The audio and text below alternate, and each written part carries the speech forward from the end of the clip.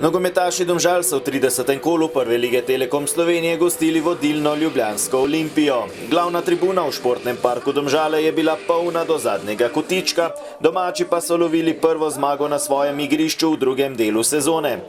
Strokovno vodstvo je spremenilo začetno taktično postavitev in se vrnilo k sistemu 4-2-3-1.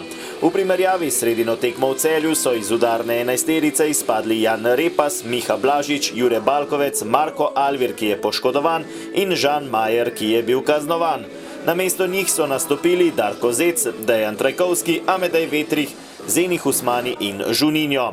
Tekmo so sredine igrišča začeli nogometaši Domžal, ki so bili v uvodnih minutah nevarnejši tekmec. Prvo akcijo so izvedli že v 12. minuti, Črnic je takole podal na levo stran do Trajkovskega, ta v sredino, kjer pa je Mance streljal s prsmi, na pravem mestu pa je bil vratar Šeliga.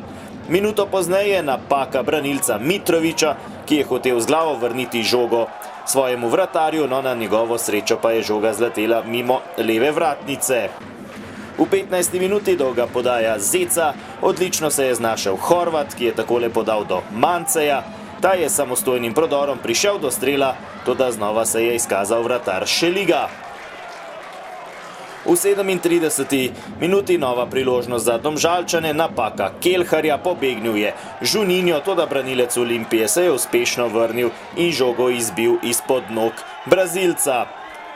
In še zadnja priložnost v prvem polčasu, v 45. minuti Trajkovski takole do Črnica, pravočasno iz vrat Šeliga, ki je žogo odbil in poskrbel, da se je prvi polčas končal z izidom 0-0.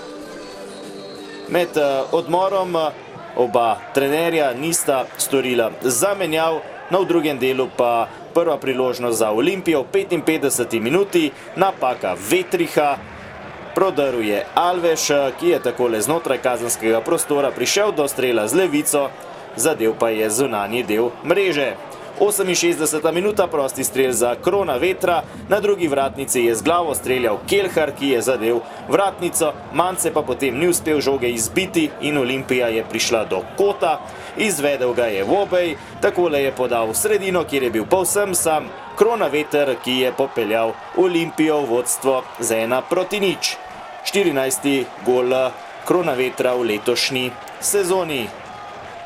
82. minuta, priložnost za Domžalčane, znova je zaključil Mance, z levico je meril mimo desne vratnice. In še 88. minuta, Mance je podaljšal do Jaroviča, ta je preigral Kelharja, ki je podrl napadalca Domžal izven kazenskega prostora, toda sodnik Balažič ni zapiskal. Težko je sprejeti, da si pokvarimo celotno tekmo, kjer smo pošteno odgarali, če nič drugega.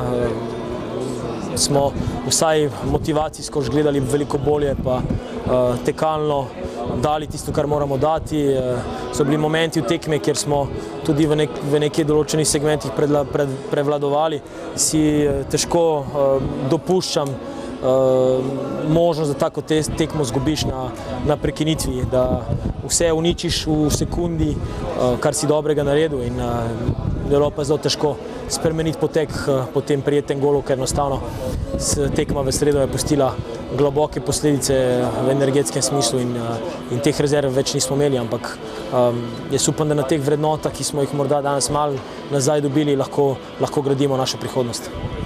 Domžalčani imajo po 8. porazu v sezoni le še točko prednosti pred četrto Gorico. Že v sredo ob 17:30 pa jih čaka tekma sezone.